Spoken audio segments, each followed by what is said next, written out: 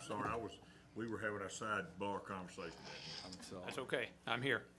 I've got really two brief presentations today, one on a review of our last audit, another one on how we record and account for our work time within the agency.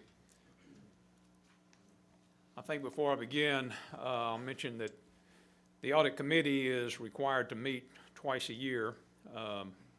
We're not having a committee meeting day for this meeting, so I just wanted to acknowledge that this is a meeting of the Audit Committee, just so we'll be official.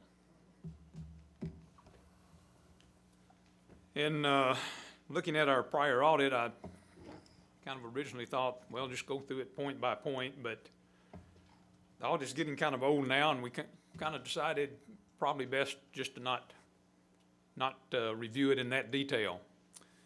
But to give you an overview, they released the audit report nearly a year and a half ago. Our audit period was 2009 through 2013. The audit found no waste, fraud, abuse, corruption, found no missing funds, no financial loss.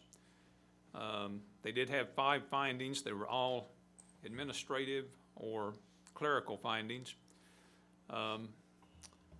Also, it's labeled as a performance audit and does not contain anything that you would normally think of as being performance measurements of a state wildlife agency, creating habitat or providing hunting and fishing opportunities or managing wildlife populations.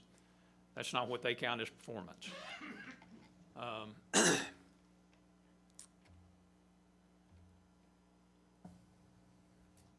What we've done on the audit, we have formally responded to the comptroller. We developed an action plan. We, of course, corrected all of the items that were specifically found by the auditors when they took their audit sample. Then we continued to review and correct whatever else we could find that was all related to what they had found. We've done a fair amount of training for our staff. We've trained people who have payment cards have been through training. People who administer the payment card stuff have been through training. The WMA managers that handle the sharecropping procedures have had training. And with that, I'll pause before I start my next presentation, which is not related to the audit. Do you have any questions on the audit? You want to have any questions? Go ahead. Okay. Commissioner Cox had inquired about reporting of time worked, and a lot of it's probably pretty much what you'd assume if you've ever worked where you filled out timesheets. Then that's what we do. It's all online these days. Probably the key point in all this is that last bullet there. People are charging their times to various codes, and these codes are linked to funding sources. An example would be a wildlife officer charges most of his time to doing wildlife enforcement work that is paid for with hunting and fishing license money. If he spends 3 hours tonight working at a hunter education class, then he needs to code his time to hunter education because that has a different funding source. We can get 75% reimbursement from the federal government. So it is important that people code their time correctly. Their timesheet, when they pull up a timesheet online, it will have a default code for them. That is the project that they work on most of the time, but they do have to go in and add codes for other things they work on. And I know you can't see this, it's a timesheet. All the agency staff in the audience will recognize this, the timesheet. The only point I wanted to make was that that middle section there is lines where they record their codes, and you can add lines to that to record as many different projects as you need to. probably some limit. I've never talked to anybody who found the limit on how many different lines you can record. The review process, after an employee has submitted their timesheet, then the system will automatically route it to the supervisor. The supervisor is also doing all of his work online, just looking at the computer. The system notes exceptions, but of course the system doesn't know what someone worked on. It's basically just doing the math, making sure that things add up. If you were scheduled for 8 hours and you recorded working 4 of them, if you didn't put anything down to explain the other 4 hours, that would be an exception. The Edison system, where all this is going on, will automatically charge the appropriate federal grants. Someone codes their time to boating enforcement, then Edison will pick up that code. It will calculate how much of that person's salary was paid by that project, and then boating enforcement is 50% federal reimbursement.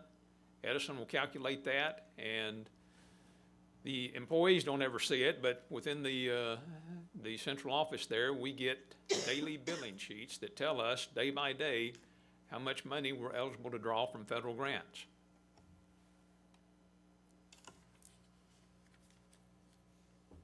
So after all that is processed and the employee has been paid, the next opportunity to review things is from monthly budget reports. We send these out to the division chiefs and the regions. It's detailed reports. I'm looking at this one here. I know you can't read it very well on the screen there. This is page 1 of 514 pages giving details of the budgets for 1 month.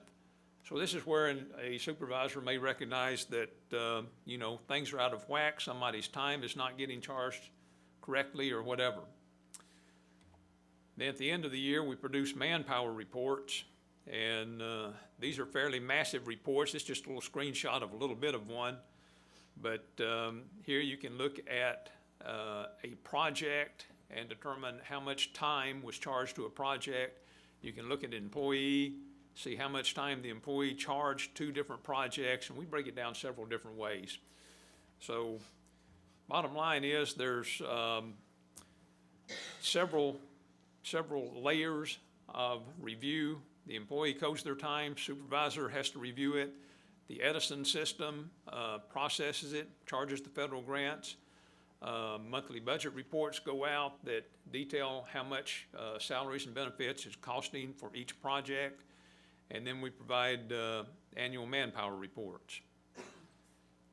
Still, at the most basic level, if we talk about that same employee is going to work 3 hours on hunter education, if the employee simply does not code that time and the supervisor doesn't catch it, then, it's done. It's incorrect, probably will never be found.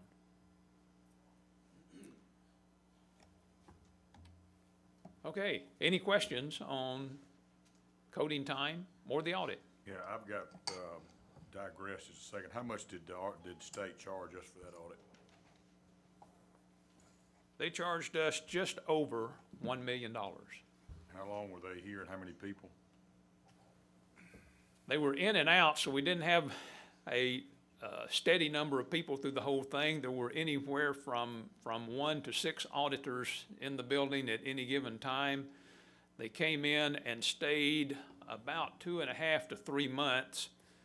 Then they left because they got called away to do other end of the year closing stuff or whatever, but they left for about 6 months, came back and stayed about another 4 months. Did they altogether 6 or 7 months. They account for their time when they send us the bill? No. Is that typical? Yes. What we get is a notice from the Department of Finance and Administration saying, here's how much you're paying the comptroller's office. Like we might ought to ask them to justify what they billed us for. Yes, I talked to Finance Administration, who sends the bill to us, And they said, well, they have a formula that they use, and the comptroller's office provides the data that goes into the formula. When it runs through the formula, that's our bill. I talked to the comptroller's office. They said, well, all we do is provide the data. Finance and administration has a formula that they put it into, so we don't even know how much the bill is. And I also talked to one of the people who was one of our auditors during the whole process. She reminded me that when they came that first time, they worked for, 3 months or whatever, and then they left for a while. When they came back, they redid a whole lot of the same work. Pulled, a second sample of payment cards or sharecrop contracts or whatever. Sort of redid it, so she felt like, yeah, there was a lot of duplication there, but I'm thinking, if they had only charged us half as much, it still would have been way too much. I'll move on. Are the wildlife officers required a minimum in I&E service or education or something? Don't they have a minimum number of hours or a maximum number of hours they have to work? I wouldn't classify it as a requirement, but when we go through the budget process each year, then yes, we take each project and budget people's time into all of the projects. So, yeah, they would be budgeted some amount of time there.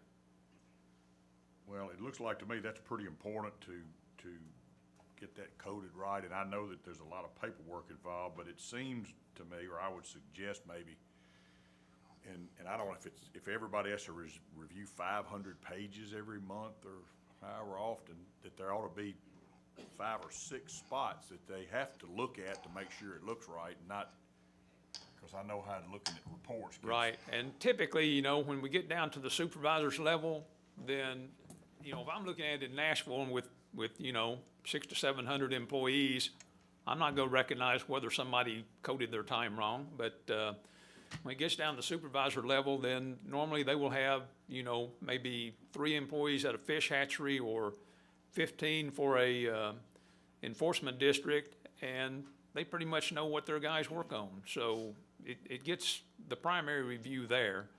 And the same with the budgets. They're not looking at all 400 budgets. They're looking at their 3 budgets or whatever. Yeah, and I'm sure you've done this, but I would ask that perhaps that maybe a notice of importance be sent out to the people involved, that how important it is to code their time correctly. Yeah, in fact, we did that, it's been a couple of months ago, I think, but just sent out an email to the entire agency reminding them of the importance of coding things correctly. Anybody else? Thank you, Barry. Okay, Mr. Chairman, thank that's you. all we got. Okay, thank you, Chairman Cox. And we will move to Retention Recruitment Committee, Chairman James Stroud. Thank you, Chairman. Chair recognizes Don King for an update on the National Archery in the Schools program. Mr. Don?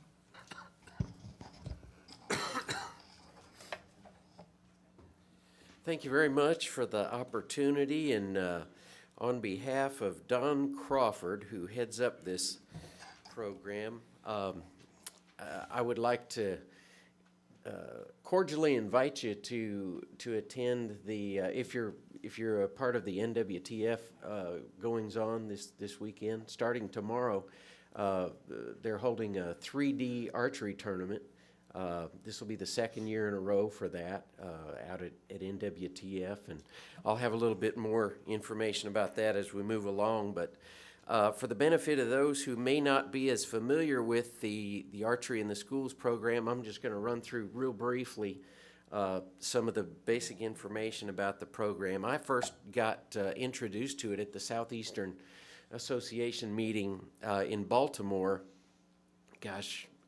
2002 or so, and was very, very impressed with the presentation and all the testimonials coming back from the folks that really initiated this program up in Kentucky. A fellow named Roy Grimes, who's been heavily involved in the program and still is to this day, was presenting at the time. And so anyway, I kind of brought it back home and talked with our folks about it, and we were able to kick it off in 2004 Don Crawford, as I mentioned, our assistant chief, really embraced this program and took it to heart, and was able to work with some of the folks to get some grants going to get schools up and running with the program. And anyway, it began in 2004 with 12 schools, and it's grown today to 297 schools, and we affect approximately 40,000 students with this program. And basically, what it is, if you aren't as familiar with it, is it's used in physical education, and it's an activity that they can take and work with the students for a 2-week period during the school year as part of their curriculum. You know, rather than being playing basketball or some other sport, that they take that time and dedicate that to learning how to become an archer. There's the mission statement. Promotes instruction in international style target archery as part of an in-school curriculum to improve educational performance and participation in the shooting sports among students grades 4 through 12. Education department compliant units of study, as you can see that it relates to. They're able to take this beyond just the gym or wherever they're shooting, and apply some of the basic principles that they learn in these other disciplines as well. And you know, the great part about this is that it's really good for all kids, boys, girls, basically any size and athletic ability. And you know, it's not just for those that are primed to make the football or the basketball team because of their physical attributes. It really allows students an opportunity to get out there and participate. All it takes is their motivation within themselves to get up and running with the program. Improves all these things: self-confidence, focus, concentration, behavior, and specifically attendance. You know, schools, we hear it time and time and time again that the program really promotes attendance, especially on archery day when the kids know they're going to be able to do some shooting. A record field of 1,576 students participated in the state tournament last year at Miller Coliseum in Murfreesboro. And that is going to be the site for this coming year's tournament, and I'd encourage you to take that in as well. If you want to see a well-oiled machine, and I got to pat Don Crawford, his volunteers, and all the regional personnel within our agency that come in and for a couple of days put this tournament on. It is amazing to see how well organized it is, and just what a great experience it is. And along with all the archers that come, all the students, all the coaches, the teams, you'll see moms, dads, grandparents, aunts and uncles that also come to support their students. So all those seats you see around there end up getting filled up with people watching the tournament as well. And why is it so popular? Because it's fun. All these great attributes you can see, and it's really neat to be around these students when they're in there participating in the state tournament especially. And NASP just works for conservation, education, and for business. Here's a typical testimonial of an instructor. This one happens to be from Minnesota. We have a ton of kids who are never going to be baseball or football or track stars. You don't have to be strong. You don't have to be tall. You don't have to be fast. Anyone can be an archer. And as he also states to wrap up, it's a lifelong sport. You know, after school's over or after you graduate, you can continue that activity for many, many years. Nashville, this is really big news. Nashville will be hosting the NASP World and All-Star Tournament in July, right here at the Music City Center. So people from around the globe will be participating in this. So, that's another opportunity. I'm not sure exactly how our commission meetings may fall during that time frame, but there'll be some opportunity there to take that in as well. And again, as I mentioned, Don is out. The reason he's not here presenting this today, he's setting up for the 3D challenge, which will be again tomorrow at NWTF. These are some of the winners from last year's tournament. A couple of photos from last year's tournament out there. And again, here's the official, all the details. It'll be tomorrow, February 13th from 10 to 2. So if you're out in the Adventure Village area, now that area is located right between the parking area of Opry Mills and the hotel complex itself, where the main part of the show will be. So if you park in Opry Mills and you walk through that area, you'll walk right by the Adventure Village, where we were last year. Sponsored by NASP and the International Bowhunter Organization. And with that, I'll just say thanks on behalf of Don, and we appreciate the continued support, and I know our commission has been very, very strong supporters of this, and I know Commissioner McMillan and Chairman Griggs have been strong supporters and have invited Don to the local communities and kind of got him introduced to the right people to get the program up and running in those areas and others as well. So we appreciate that support, and if anybody after seeing this has ideas about enhancing it or bringing it to their community, we'd be glad to talk to you about it and get it up and running. Any questions? You good? Thank you, Don. Thanks so much. Thank you.